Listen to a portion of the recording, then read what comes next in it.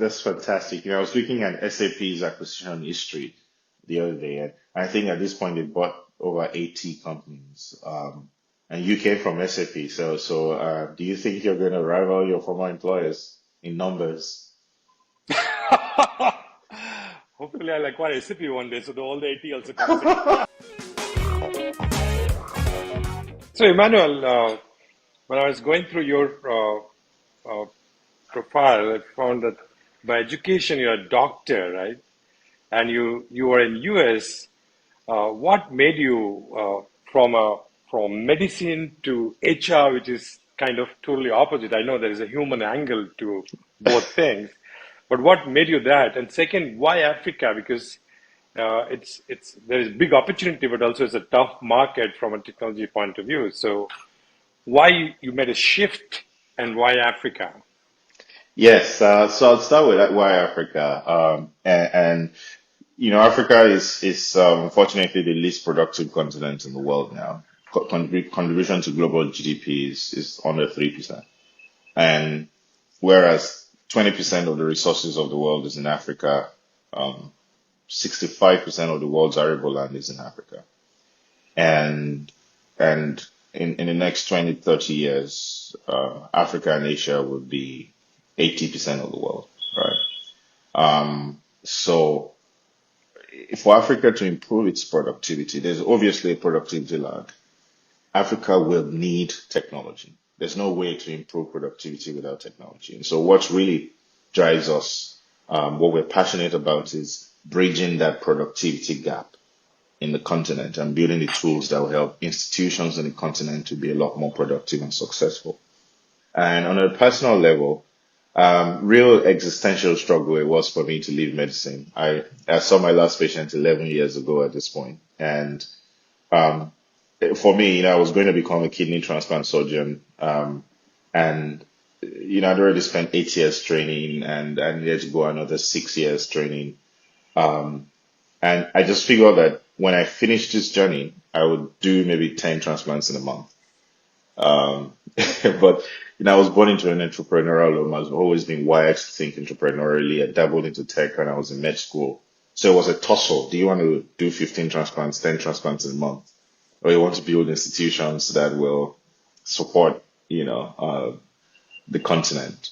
And I think it was sort of, I felt I could make more impact building institutions. I miss medicine a lot, but I find all of that training and experience useful in my work today anyway. So Very interesting, very inspiring. Because at the end of the day, if we are impacting positively human life and creating some value to long term, it makes a lot of sense. could you just sort of like, give me the story, how did Better Place come to be and why Better Place? Certainly, Emmanuel. I mean, I used to work with SAP, which is the leading SaaS company in the world, right? Specifically focusing on ERP and so on. Started my career as a developer writing code in C, C++. And when I quit SAP, I was heading the cloud ERP globally for SAP, right? In 2014, unfortunately, a small girl was molested by her teacher. And I have two daughters, and I decided to quit SAP and create an NGO where I can create a data layer to kind of protect girl child, where someone joins the company and gets the credentials of the person so that there is no criminal background, right? That's the reason I quit the company, did my research for 8 months, and then I realized that just building a database and creating such a solution is not good enough because, first of all, how do you build data, right? Because there's no one giving you data. So the only way you can build data is by creating certain solutions which will implicitly create the credentials that you need, right? So that's where we got the idea of creating a platform for frontline and build HRMS as one of those things and use that data for credentials, for fintech, for financial access and other things. And the reason we call ourselves Better Place is that we want to create a better place for everyone, right? And when would you go beyond Africa, like India? India, Asia, maybe not keen, because first of all, Better Place is there. So yeah, yeah. But you know, America is very attractive right now, actually, and that's because I spent some of my time here. But these markets are significantly huge. I mean, the GDP of California is higher than the GDP of Africa. And the dollar value is high. One customer, you make perhaps more money per user. I mean, we were Yeah, negotiating with a customer. I have a deal done here in India with 450,000 employees, and we were negotiating or still negotiating the deal with 20,000 employees. The 20,000 employees deal is three times bigger than the 450,000 employees deal that I have closed here in India. this So is that's 20K just in America, right? 20K in America, 450,000 in India. Deal size is three times bigger than what we are doing in India. This is This is the crazy. reality. It That's the is reality of crazy. the market. So getting into US It makes is absolute crazy. sense. Yeah, So on the US this, makes absolute sense. Yeah. one thing that you have learned in your journey, which everyone should carry. I think that you have to really focus on problems. And there's so many problems, right? So you have to focus on problems that can scale, problems that people are willing to pay for. There's a temptation to sell vitamins and not painkillers. There's a temptation to import solutions from outside Africa and just think that they're going to work. And it doesn't work. So I think, if you find a real problem, a real pain that people are willing to get an analgesic for, right? Then you do well in Africa. All that. What keeps you up at night now?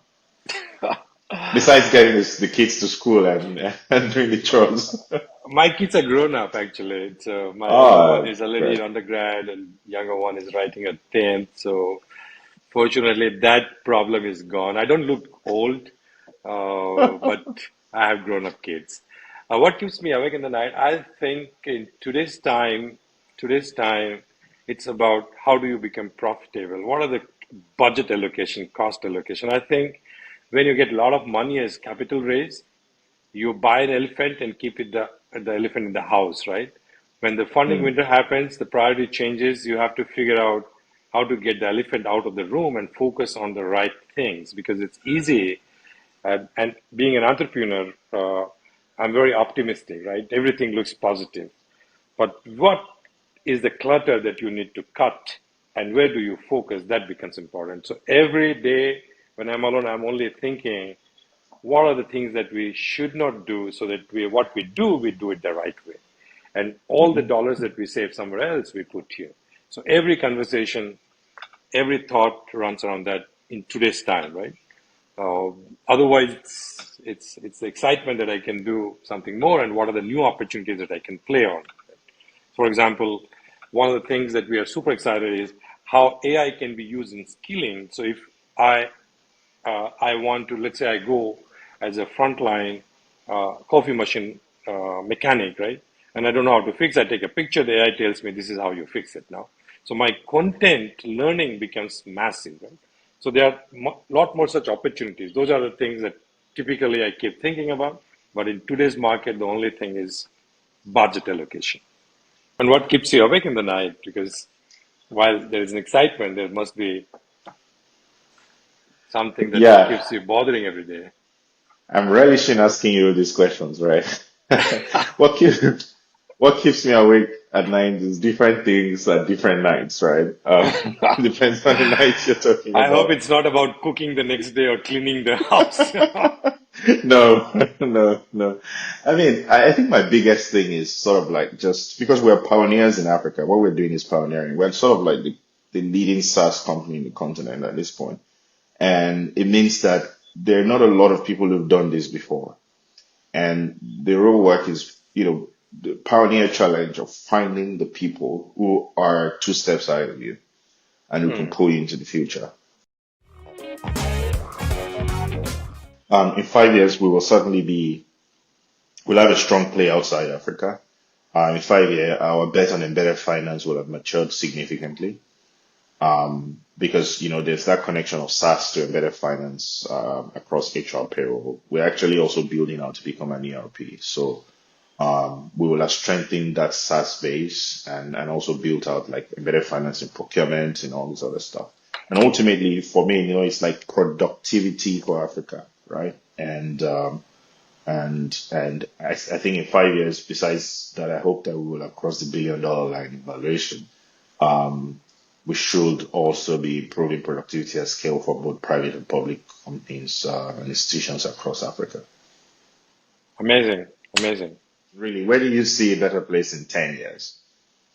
Uh, there are two directions that we think, right? One is the main drive for us is people and the frontline people. So how do we impact them? If you look at India, there are 550 million people. If you look at Asia, there are roughly 88 million people. Middle East, there are another 5 million people. If you look at Africa, that will be almost 200 million people in the front line that we feel that we can target over time. So if you look at this is a large set of people, right? If we can positively impact people, earn more money, get access to credit across all regions, at least 100 million people over the next 10 years. Every day they come in the system, they say, better place made my life better. Then we are happy, right? So that's one direction. The second, we want to be the largest in frontline in the area that we play from a platform point of view in India, in Asia, in Middle East, Africa, Latin America. These are the regions that we want to lead the market for any organization which is medium to large. We're looking at one acquisition right now in Africa. And I was thinking to myself, I need to come sit with Pravin to talk about what your experience has been acquiring companies. At this point, how many companies have you acquired? 7. Ooh, yeah, that's great. And how's that been? What has been sort of like the biggest lessons you've learned now that you're number 7? What are the things that you wish that you knew at number 1? I think there are, I charge 5% consulting fee on the equity side of the company for giving this.